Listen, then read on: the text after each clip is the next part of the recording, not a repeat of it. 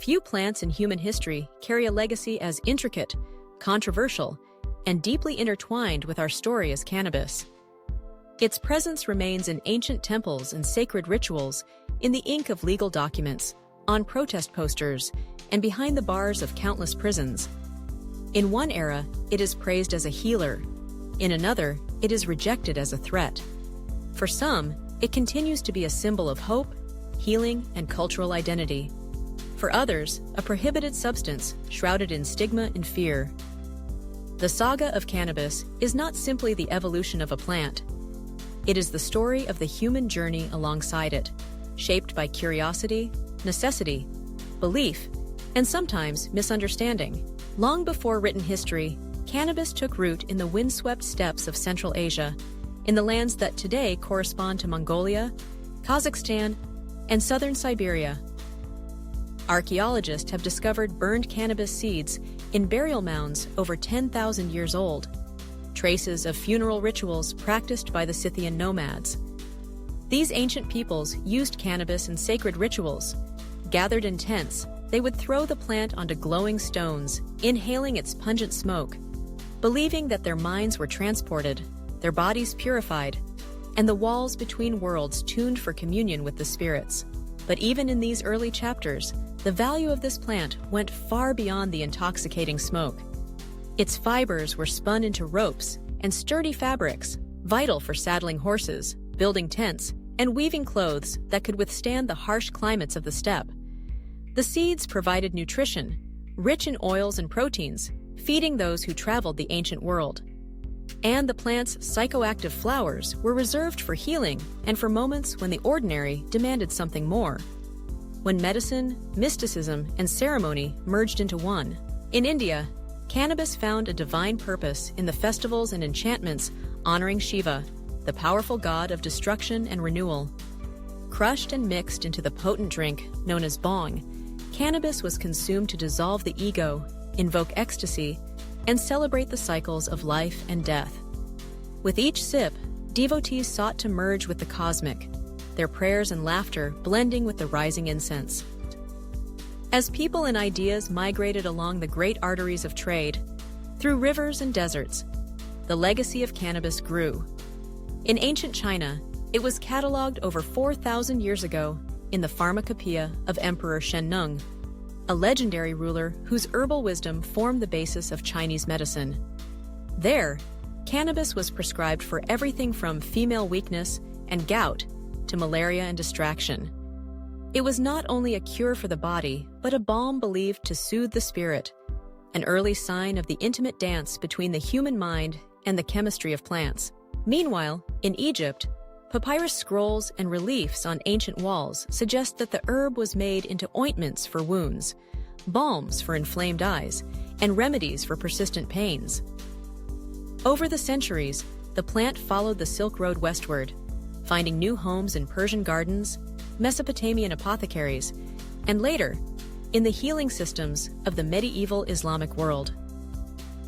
In the hands of Sufi mystics, cannabis and its resinous cousin, hashish, were revered as keys to expanding consciousness, a tool to unravel divine mysteries and transcend the limits of the self. As empires rose and fell, the history of cannabis spread to even more distant lands. In the heart of Africa, cannabis was incorporated into tribal ceremonies, smoked to unite communities, exalt spirits, or initiate warriors. With the cruel tide of the Atlantic slave trade, knowledge about the cultivation and ritual of cannabis crossed over to the Americas. In contrast, European settlers turned to a different facet of the plant: hemp. Its sturdy fibers were spun into sails, ropes, and uniforms vital for naval power and colonial expansion.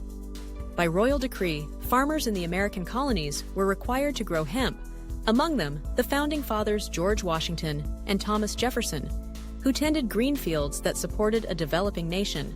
Throughout everything, cannabis was both a tool, practical and spiritual, and a thread that connected different peoples and places in a single continuous story.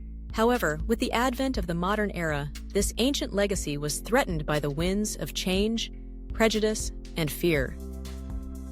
In the 19th century, Western medicine adopted cannabis in the form of tinctures and extracts, available in all pharmacies for ailments ranging from toothache and labor pains to insomnia and digestive problems. Bottles sat on the shelves of ordinary homes, their labels a testament to a trusted and accepted ancient remedy. But in the first decades of the 20th century, cultural tides turned against cannabis. Shaped by anxiety about demographic change, a rise in immigration from Mexico, and the rise of jazz and black countercultures in American cities, politicians and the press began to fuel public fear. The plant, now stigmatized with the name marijuana, was portrayed as an alien threat. Films like Reefer Madness depicted users as criminals and monsters, fueling a panic that led to congressional hearings and sensationalist headlines. In 1937, the Marijuana Tax Act effectively prohibited its cultivation and consumption in the United States. When cannabis was declared a Schedule I drug in 1970, along with heroin and LSD, the war on drugs intensified. Police crackdowns, harsh sentences, and social stigma disproportionately affected communities of color and immigrants, fragmenting families and lives. Even so, under the shadow of prohibition, one question persisted. Why did this plant, so ancient and versatile, have such power over the human body and mind? In the laboratories of the 1960s, scientists like Raphael Mechoulam began to unravel the secrets embedded in cannabis. Mechoulam's team isolated delta-9 tetrahydrocannabinol, THC, the psychoactive molecule at the heart of cannabis's profound effects. They soon discovered a constellation of related compounds, including cannabidiol, or CBD, which offered healing without the intoxicating effect. Their work revealed the endocannabinoid system of the human body, a vast network of receptors that help regulate appetite, sleep, pain, memory, and mood. THC fits into these receptors like a key in a lock, triggering waves of dopamine, creating euphoria and sometimes anxiety. CBD, on the other hand, modulates these effects, offering relief from inflammation, anxiety, and even childhood epilepsy.